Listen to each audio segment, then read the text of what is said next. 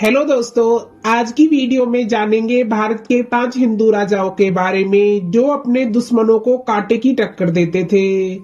दुनिया भर में आज भी उनको याद किया जाता है। चलो दोस्तों, अब जान लेते हैं भारत के 5 हिंदू राजा वह कौन थे जो कभी किसी से हारे नहीं। दोस्तों, ऐसी ही वीडियो देखने के लिए हमारे चैनल को सब्सक्राइब करना ना भूलें। चलो वीडियो शुरू करते हैं। वीर भोग्य वसुंधरा, यह श्लोक भारत के इन 5 हिंदू राजाओं को चरितार्थ करता है। देश के ये 5 ऐसे हिंदू राजा हैं जिनकी लोकप्रियता पूरी दुनिया में है। इन्होंने अपने पराक्रम के बल पर न केवल भारत बल्कि उसके बाहर की सीमाओं में भी शासन किया था।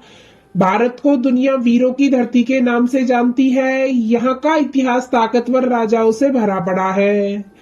चाहे राजा पोरस हो या फिर चंद्रगुप्त मौर्य, अशोक महान हो या फिर पृथ्वीराज चौहान, सबने अपने शासनकाल में कई ऐसी लड़ाइयां लड़ी हैं जिसे आज भी याद किया जाता है। इन राजाओं की ख्याति इतनी थी कि इनके नाम का डंका भारत के बाहर विदेशों में भी बजता था। इन्हें आज पूरी दुनिया महान योद्धाओं की नजर से देखती है। इनकी तलवार दुश्मन का सर पलक झपकते ही धड़ से अलग कर देती थी। आज हम आपको भारत के ऐसे ही 5 महान हिंदू राजाओं के बारे में बताएंगे। पहले नंबर पर आते हैं पृथ्वीराज चौहान। पृथ्वीराज चौहान भारत के लोकप्रिय चौहान वंश के एक वीर हिंदू राजा थे। पृथ्वीराज चौहान ने अजमेर और दिल्ली पर राज किया था। इनके शासनकाल के समय ही सबसे पहले मुगल शासकों का भारत पर हमला हुआ था। कहते हैं पृथ्वीराज चौहान इतने अधिक वीर थे कि उन्होंने 13 साल की उम्र में ही गुजरात के पराक्रमी राजा भीमदेव को युद्ध में हरा दिया था।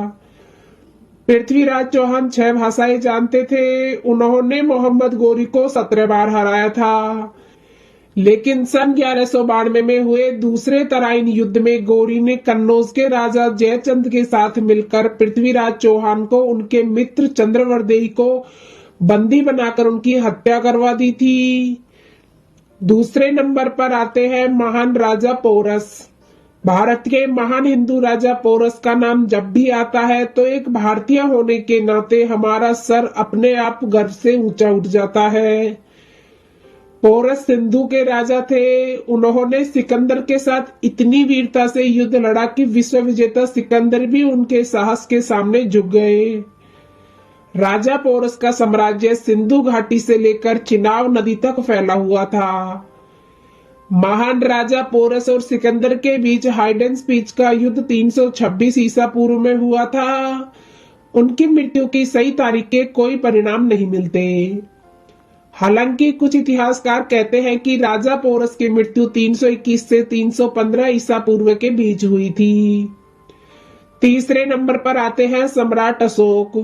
सम्राट अशोक की वीरता के बारे में कौन नहीं जानता। अशोक एक समय पर खूंखार योद्धा थे तो कलिंग के भीषण युद्ध ने उन्हें विनम्रता का रास्ता भी दिखाया।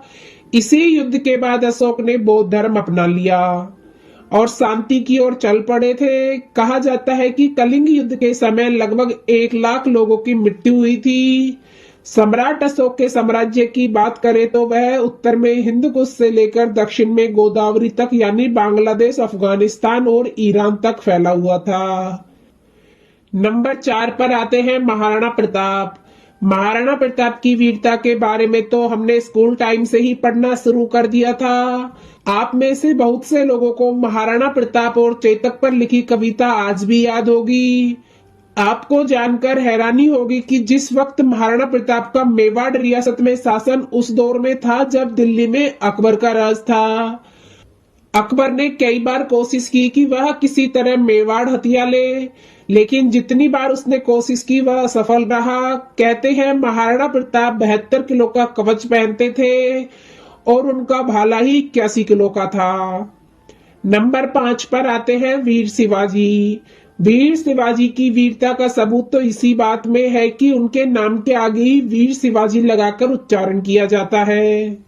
वीर शिवाजी के पराक्रम ने कई बार मुगलों को धूल चटाई थी। उनके पिता का नाम शाहजी और माता का नाम जीजाबाई था।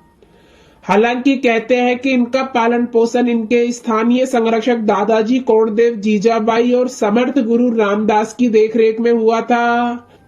शिवाजी शायद कुछ गिने चुने हिंदू राजाओं में होंगे जिन्हें लेकर कहा जाता है कि उनकी सेना में मुस्लिम योद्धा भी थे। वीर शिवाजी अपने योद्धाओं में अक्सर छापामार प्रणाली और गोरिल्ला युद्ध की नीति का इस्तेमाल करते थे।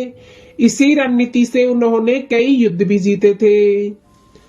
तो दोस्तों, आपको यह वीडियो कैसी लगी प्लीज कमेंट बॉक्स में जरूर बताना, और ऐसे ही ऐतिहासिक वीडियोस देखने के लिए हमारे चैनल को सब्सक्राइब करना ना भूलें। चलो मिलते हैं नेक्स्ट वीडियो में, जब तक के लिए अपना ख्याल रखना। धन्यवाद।